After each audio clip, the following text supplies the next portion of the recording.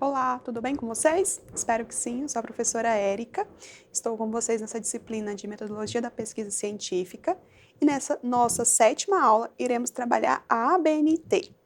Vamos trabalhar em dois grandes blocos, que é trabalhar essas normas na escrita, tanto no aspecto conceitual do que seria essa ABNT, e vamos trabalhar algumas regras elementares. É interessante salientar que essas regras, elas são inúmeras, né? Por que é inúmeras? Porque todo ano pode ter uma modificação. Então, eu vou trazer apenas algumas que trazem maiores questionamentos no processo da escrita. Conceitualmente, o que a gente tem por ABNT? É o conjunto de normas da Associação Brasileira de Normas Técnicas, a ABNT. Ela orienta a escrita e informa como proceder na apresentação dos trabalhos acadêmicos e científicos, sendo suas regras recomendadas a todo pesquisador para ter seu trabalho reconhecido como original. Irei acrescentar aqui, além do original, o científico também. O que é interessante vocês compreenderem? A ABNT ela não só faz regras para o mundo da escrita acadêmica e apresentação, mas também para outras questões relacionadas ao uso de materiais, instrumentais, móveis. No entanto, a gente irá se ater aqui para o processo da escrita científica. Então, para a validação desse processo de escrita científica, a gente faz uso da ABNT. A estrutura da ABNT num processo de escrita, ela tem aqui 3 blocos. É interessante a gente compreender que essa estrutura ela é pré-definida através dos seus regulamentos e que esses elementos eles irão nos subsidiar no processo da escrita científica. Quando eu falo de elementos pré-textuais, eu estou falando ali da capa, eu estou falando de erratas, eu estou falando de resumo, né, em outras línguas, eu estou falando de lista de abreviaturas, de siglas, e estou falando do sumário. O sumário, ele é o último elemento dentro dos elementos pré-textuais. Então, quando eu visualizo ali o sumário, eu compreendo que o que vem posterior a esse sumário já entra os elementos textuais. E o que são os elementos textuais? A gente está falando da introdução, do desenvolvimento e da conclusão. Independente do assunto, da temática ou da estrutura que será solicitada para aquele trabalho, ele precisa ter esses elementos aqui apresentáveis, né? Os pré-textuais, os textuais e os pós-textuais, que são referente a referência, um glossário, os apêndices, anexos e índices. Vou fazer só uma interferência para vocês compreenderem a diferença do apêndice e dos anexos, que é uma confusão muito recorrente entre os cursistas. Quando eu falo de apêndice, eu estou falando de produções que eu fiz. No entanto, ele não precisa se incorporar nos elementos textuais. Um exemplo, um questionário que você aplicou durante uma pesquisa e que foi de produção própria. Esse questionário, ele irá dentro dos apêndices, ou seja, uma construção minha. No entanto, eu não preciso colocar ele dentro do desenvolvimento. Quando eu utilizo o questionário de uma outra pessoa, de um outro autor, que ele me dá uma autorização, né, por escrito, porque tem toda essa questão ética, né, dentro da ciência e deve ter para a gente ter uma validade, eu estou falando de anexos. Esses anexos são construções que eu não fiz e eu vou anexar ali para quem ler meu trabalho de pesquisa, ler o resultado daquela pesquisa, entenda que eu cheguei naqueles resultados com aquele produto específico, com aquele instrumental específico, que foi aquele questionário, ok? Então, revisando, o apêndice é quando eu produzo e o anexo é quando eu vou ali utilizar de uma produção secundária, de outro autor.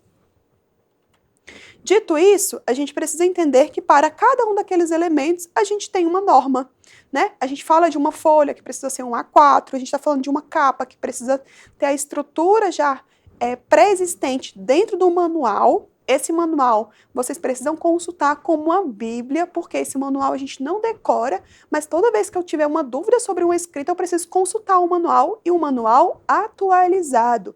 Isso é muito importante, por quê? A ABNT atualiza recorrentemente. Por exemplo, o ano passado a gente teve atualização, no final de 2023. Então, toda escrita a partir de 2023 precisa já estar de acordo com o novo manual. Então, essa consulta ela precisa ser constante, até porque as regras modificam. Então, essa capa é segundo a ABNT, a folha de aprovação. Aqui a gente tem uma estruturação padrão, né? Quando eu falo de margem, eu estou falando de 3 centímetros na margem superior esquerda. Quando eu falo de margem inferior e direita, eu estou falando de 2 centímetros. Quando eu falo de fonte, eu estou falando de Arial e Times. Quando eu falo de itálico, eu estou falando do uso de palavras estrangeiras.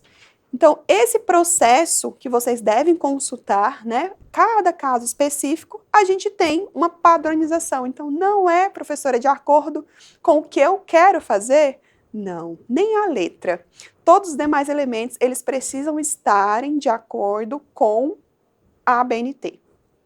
Vou trazer desses elementos que eu sinalizei aqui para vocês, citações, notas, referência bibliográfica, eu irei falar um pouquinho mais sobre as citações. Por que eu escolhi as citações? É um espaço, né? As citações estará inclusa dentro dos elementos textuais e tem uma confusão muito grande sobre citação direta, citação indireta. A primeira questão que a gente precisa aqui definir e entender, né, diferenciar, é a conceituação. Quando eu falo de citação direta, eu estou falando de citação que eu peguei tal qual está lá na fala do autor, ou seja, uma transcrição literal do autor. Essa transcrição, eu pego um trecho, vou colocar no meu texto e eu preciso fazer o quê? Referenciar. Eu preciso que aquela citação direta esteja ali referenciada. Se eu não referencio, eu estou configurando aquilo um plágio, ou seja, não existe nada de original na minha produção. Quando eu trago essa citação, a gente vai ter mais duas subdivisões. A citação, ela pode ser maior, né, que são acima de 3 linhas. Se ela vem acima de 3 linhas, eu vou ter que fazer recuo, e essa modificação do recuo, ela teve alteração ano passado. Antes o recuo era 4, agora tem uma margem dentro da nova ABNT que não precisa ser especificamente 4, tá? Essas já são alterações recentes. E quando ela é menor de 3 linhas, ela fica incorporada dentro do texto com aspas. No final, eu vou ter que colocar ali, né, entre parênteses, o autor, eu vou ter que colocar o ano e eu vou ter que colocar a página. Vou abrir de novo parênteses para falar sobre a atualização de 2023. A página agora, por isso que vocês estão vendo que a página está aí marcada, porque essa página agora, e o autor também está marcado, já falo do autor. Essa página agora não é mais obrigatória segundo a ABNT. Essa página, o número da página que você tirou a transcrição literal, ela é facultativa.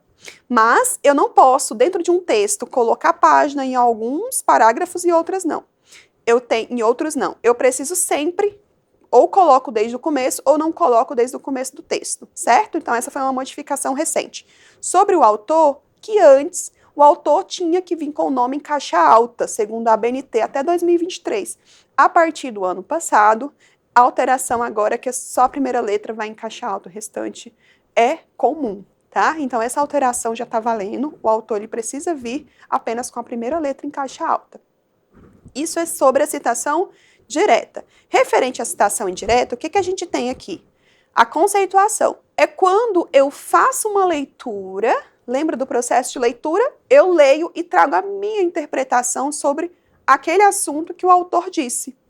E eu parto do pressuposto que todo conhecimento que a gente tem é um conhecimento adquirido de algum lugar, principalmente quando a gente está iniciando no mundo científico, né, na produção científica.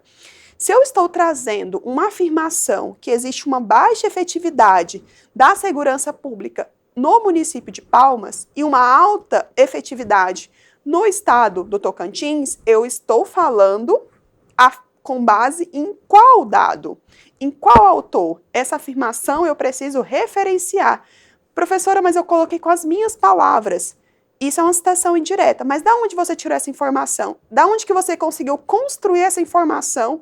A partir de qual leitura? De qual autor? Isso é uma citação indireta. Eu coloco com as minhas palavras entendimentos que eu tive de leituras anteriores. E aqui a regra é autor, da mesma forma, só o primeiro autor em caixa alta, vírgula, e o ano. Aqui eu não coloco página. Então, anteriormente, até 2023, era claro que a gente via que uma citação direta ia ter a página, a citação indireta não teria página. Agora é facultativa a página na citação direta também, tá? Outro ponto que eu queria trazer para vocês sobre a ABNT é sobre as referências, que também é muito comum terem dúvidas e ser um ponto de muitos erros. Por que eu falo erros? Porque se tem uma regra estabelecida, tudo que eu faço fora é um erro. Inclusive, tem que tomar cuidado para que esse erro não seja denominado de plágio. Porque se eu utilizo a ideia de um autor e eu não referencio da forma correta como a BNT solicita, aquilo ali pode ser considerado um plágio. As referências são colocadas no final do trabalho, então o autor que você citou lá, que você utilizou na citação direta e indireta, eles precisam vir de forma completa, com todos os dados, lá no final do seu trabalho, nos elementos pós-textuais. Então, em ordem alfabética, quando eu falo de autor individual, utilizei o autor Severino, que foi um autor que a gente utilizou muito nas nossas aulas anteriores. Eu vou ter o Severino ali em caixa alta, o nome, o primeiro nome e o segundo nome dele, eu vou trazer o título do livro, eu vou trazer o local que o livro foi publicado, a editora, Cortez e o ano de publicação. Quando eu tenho uma referência com mais de 3 autores, que é muito comum, né, é permitido indicar apenas o nome do primeiro autor. Então, eu vou colocar aqui Severino et al., que eu vou estar falando ali em itálico, né, pensando que não é uma palavra brasileira. Eu estou falando que ele tem outros autores também em conjunto com ele, e eu não preciso citá-los aqui. Eu entendo já que existe outros autores. E aí eu vou trazer a referência do livro, eu vou trazer o local de publicação, eu vou trazer a editora e o ano também. O que é interessante? Aqui eu trouxe para vocês apenas um autor, né? E aqui mais de 3 autores. Até 3 autores é obrigatório que a gente coloque o nome de todos os autores. Professora, tem 3. Então, 3 você vai ter que colocar o nome do primeiro autor, segundo autor, terceiro autor. E trazer as demais informações do livro. Ou do capítulo do livro, ou de um artigo científico. É interessante de entender que essas normas elas vão modificar aonde você vai gravar com negrito, se vai ser o título, se vai ser o subtítulo, se é caixa alta, caixa baixa, também estão dentro dos regulamentos da ABNT. É preciso que vocês consultem sempre essas informações antes de inserirem esses dados dentro da produção científica de vocês. Assim, vocês estarão caminhando para uma produção séria, sem risco de plágio, né, e que vai facilitar a leitura também.